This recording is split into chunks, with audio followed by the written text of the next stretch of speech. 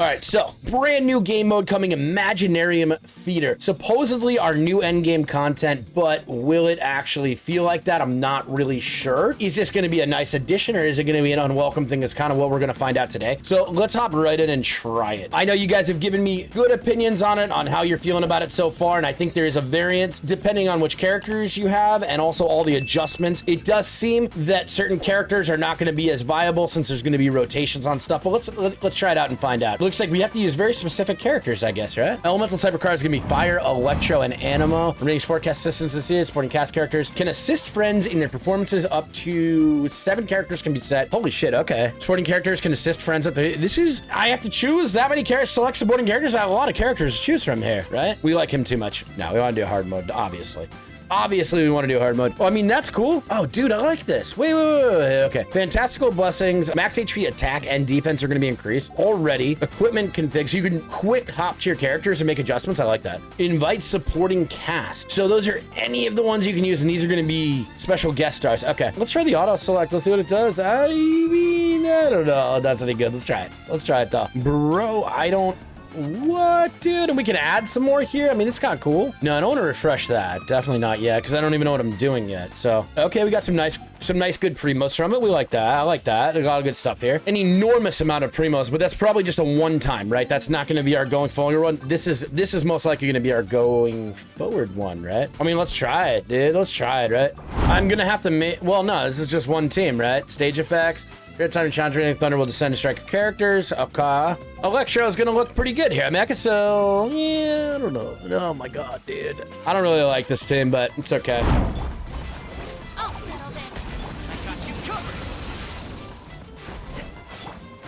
Wait, no. Bro, you're still alive, dude? All right. I mean, I gotta be honest, it's still pyro infused? Wow. Okay. Piggy, we're about to find out whether I like this or not. I got you covered. Have fun with this gift. Something tells me this isn't really the right move either, because things are gonna die a bit too fast, maybe? Know your place. Yeah, come on, dude. That was alright. It just feels, this feels so clunky at it.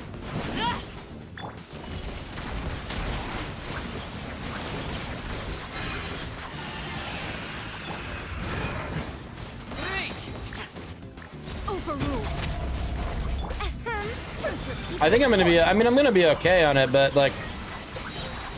Time to testify. Okay. I could have used that team better, to be honest. Yeah, let's try this. Pretty decent, dude, I would say. It's okay. This is where you fall. Overruled. We do have that. Let's put this here. This may be a quick swap for me, to be honest. I mean, we're so far ahead on time here, right?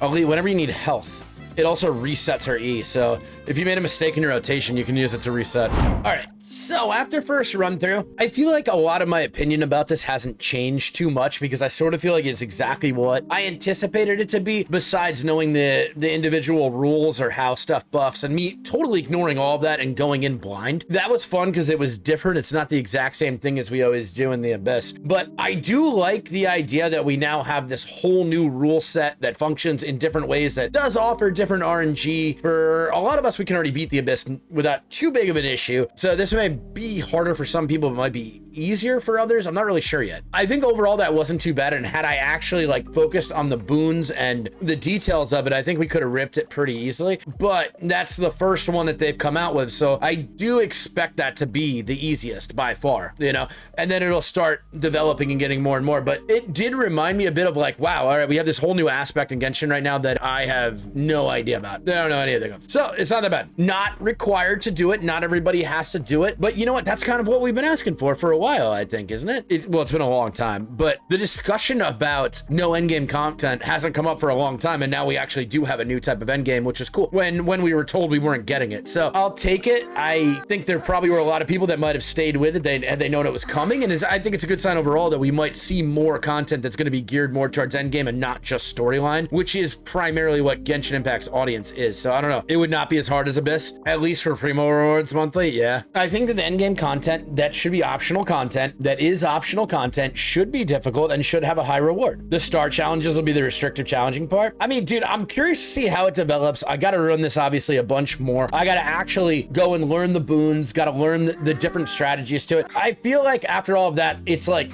how you start in the beginning is how you're going to finish in the end. So you got to keep that in mind the whole way, maybe. And like, maybe that's not the most top tier or maybe that's the most obvious thing about it, but it is something I think is easily forgotten, right? Because like I was just all over the place in the beginning, and you know what, in the end, I was kind of screwed. Like it was a lot hard. I think it was fun because it's new. I mean, the fact that we got some kind of endgame though is better than them telling us we have no endgame coming. Well, I realize that's a bit copium to say, because it's kind of like, well, then we're just sitting here waiting for them to do whatever the hell they want. It doesn't make me any less glad that we have something different, but it's too little too late. You know, I think a lot of people are going to feel like that. You know what? Maybe it's new, but like they should have done this a long time ago and feel a little jaded about it or upset at Hoyle for it. I don't know. Like we talked about before, I like that concept of having to build more characters, even if it's at a minimal amount, to make it work. But as a new player, that's gonna blow. So I do think this was more targeted towards long-term players, which makes sense when it's more endgame content. I still don't know overall if I think this was like the perfect way to do it, but I did have fun doing that. If the goal was to get people to build more characters, I don't know if this necessarily does it. I mean, if the first thing you're ever gonna get is gonna be big rewards and then you're not gonna go after that, right? Then maybe that is an incentive for people to build more characters, but the rewards would have to be really, really substantial. Like not like a wish or two, like 10 pull, a 20 pull. Build all your other characters, get a 20 pull by beating it for the first time, you know? And then after that, it can go back to normal. But like, I mean, what did we get off of this, honestly? I mean, how many pulls? 10 at max, if that, right? And that's with the new reward. So the only thing I can think of is I'm basically left, I feel like I'm left with the same exact amount that I do during Abyss, which are,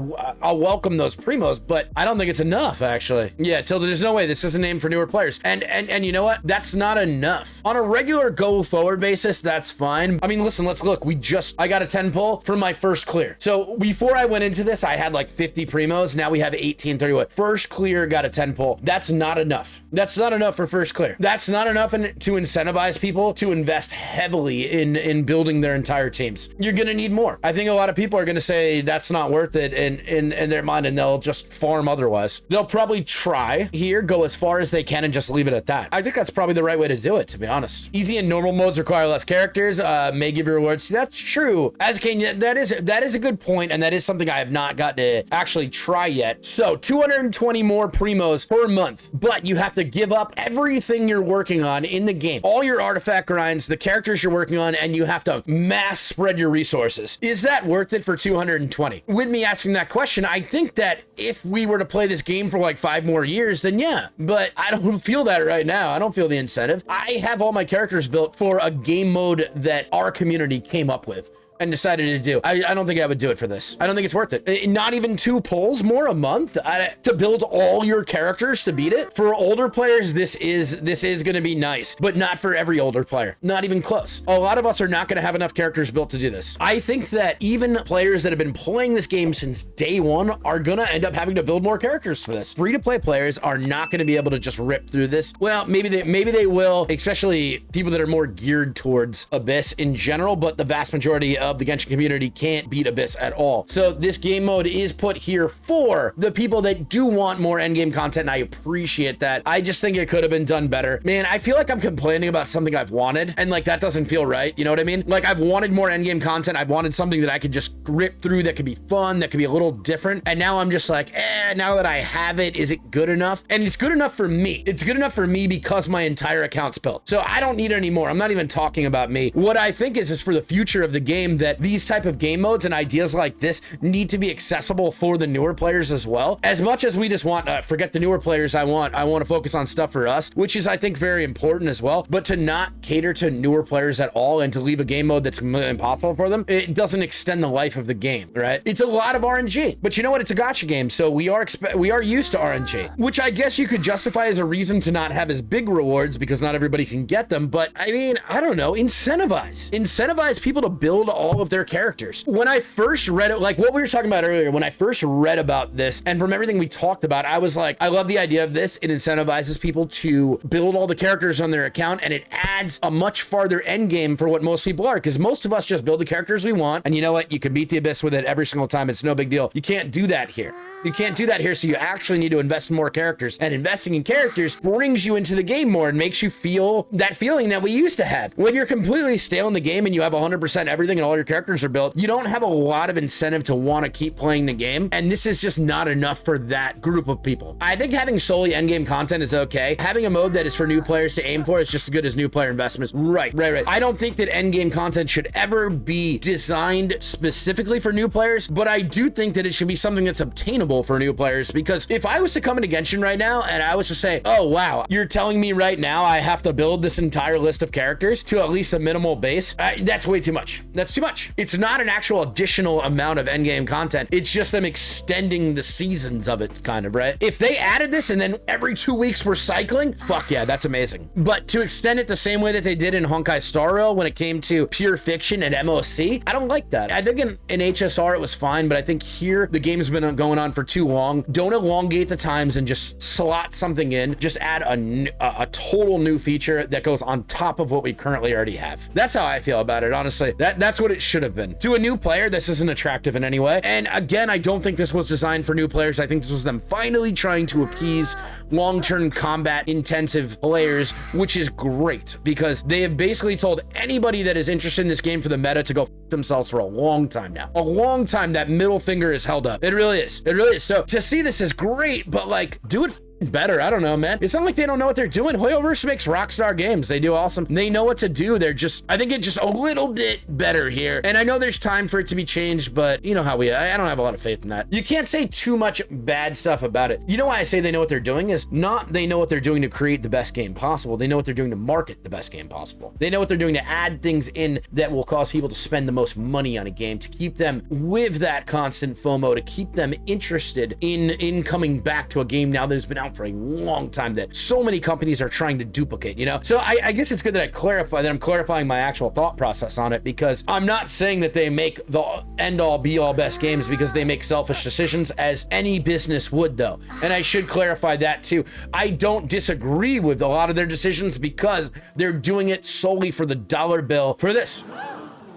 There it is! It's beautiful! Take your hat off, boy, that's a dollar bill! Everything they do is for that dollar bill, dude. And we know that, right? So this is more just like a vent about something that I know is probably not going to change, and just my opinion on it overall for a game that I genuinely do really love. Like, you know, to ever expect Hoyoverse to do anything that is not going to enhance their pockets is naive. They're just not the company that's going to just focus on the player base. They're not. And we know that. We should all know that by now. I think we all know that right now, right? Right, Tilted, exactly. Dude, this whole thing of like, if you can play the game for free, there's going to be a massive gacha AppSec. That's how it works. A positive to this is that they give few trial characters that could help the new players. I love seeing new endgame. I'm going to leave it at this. I love seeing new endgame content. I think that maybe it was a little careless to some of the specifics that we should expect from a game this big, from a game that has a very big following of a community of a very vast different group of people. So I never expected Hoyoverse to do anything besides what a business would do. There's not like a genuine humanitarian running the company. There's somebody that is there that wants to make more money for the company, right? So it's like,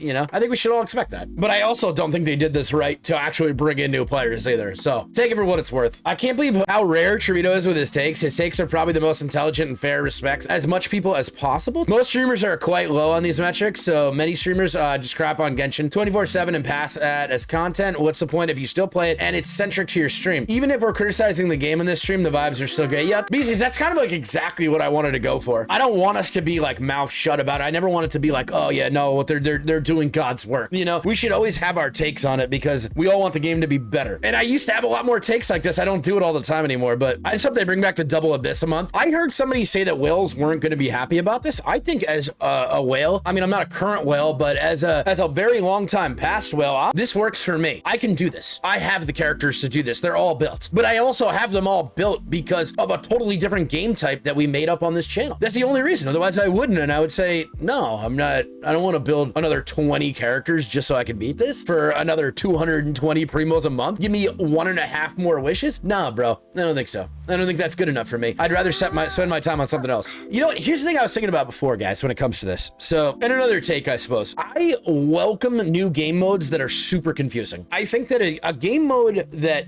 you go into and you're like, wow, I know this game in and out and I have no clue what I'm doing is an awesome addition to a game, because you know what it makes you do? It makes you give a about the game again. It makes you care about learning the new aspect of the game and figuring out how to do it. And one of my most favorite things about Genshin was the first day I installed the game and I was like, I am so lost right now. I have no idea what's going on. Like I have literally no clue what to do in this game right now. And that's what was the most fun about it, was that exploration, was that learning. But I think there's a big value in it, honestly. For example, what you guys are kind of talking about a little bit, when we got Simulated Universe and HSR, that was a game changer for me. I was so hooked. We got Golden Gears, so hooked. I was so hooked. I needed to figure out the new game mode. There was not any good explanation about it really out there. It was read, trial and error. It was a lot of fun that way. That was so much fun to me. I'm not talking about what has now come in HSR. I'm talking about the initial things that I knew locked my ass in. I could not stop playing HSR once Simulated Universe came out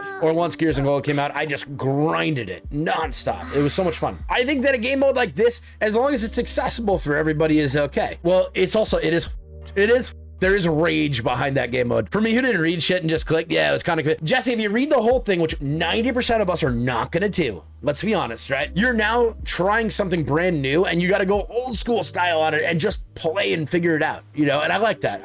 Obviously, you can go to YouTube, you can turn to stuff too, but a lot of times people are not going to have the right info when a game mode comes out. It's going to be all opinionated based advice, and that's not always the right advice. It's not the slam dunk, make sure that you do this no matter what. I'll say this again to kind of close out my thought on the new game mode. I think that, love the idea of it. I just think we need adjustments. I think it needs to be made more appealing for not just new players, obviously, because this wasn't geared toward them, but current players. At least we're getting something that's new